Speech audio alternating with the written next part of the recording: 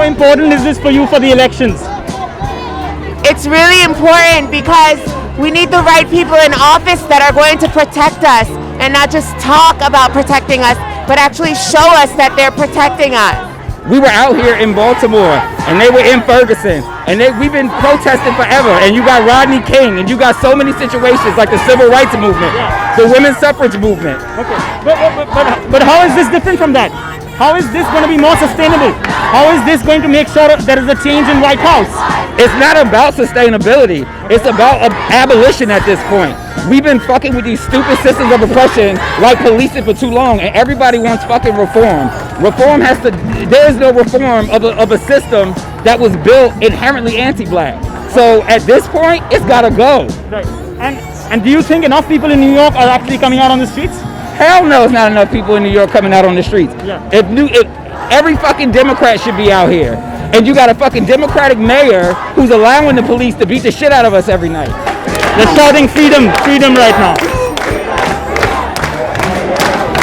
When this country is in an election year and Donald Trump is, well, at the center of all the anger.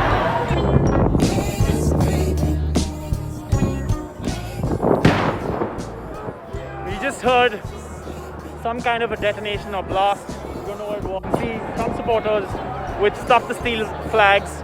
This is the Capitol. This is where today there has been an unprecedented, historic attempt at what many have called a coup. It's the fact that so many were able to gather here, so close to the Capitol, and breach it. And you are seeing enough reports of more tear gas that was. There doesn't seem to be enough pressure being applied onto them to make sure that they leave. That's not what's happening. What you're seeing is they're still here.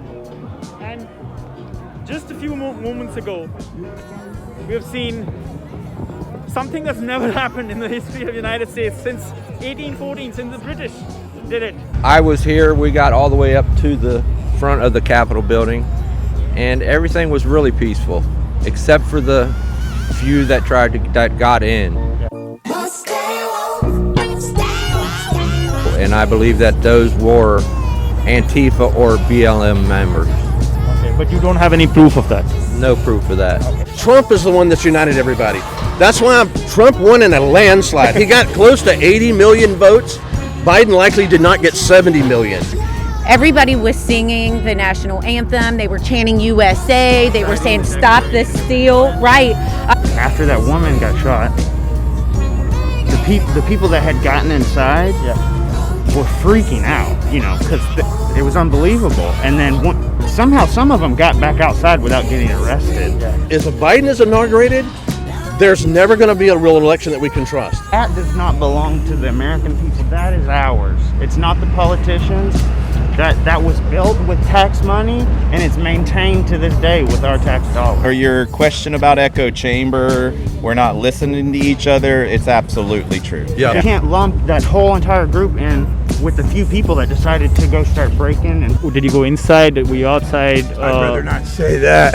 Don't think there should be the impeachment or the 25th Amendment? No, he should be president the next 4 years. That's what I think. He's bringing American jobs back. That's a big thing for me, is that our jobs are not overseas anywhere else. I lost my job to India. and my job I was there for 20 years. Never had a bad report my entire time. They won't show a single picture of Trump with a minority anywhere. They just block all of that and pretend like Biden's great and Trump's a racist. And that's totally false. The reality is Trump's the least racist person in the room. The world is looking at America and being like, what the hell is going on? Well, I'm not too concerned with that right now. I'm more concerned with my country getting its own crap together. So, in the 1770s, in the late 1850s, 1861, I believe that our current situation is mildly worse than what led to revolution and civil war. So you're asking, what could happen? Nobody should be surprised for any outcome. I don't own a gun. I am not preparing for any type of armed resistance, but I'm telling you, every city in America is going to burn. it's going to be tanks in the street.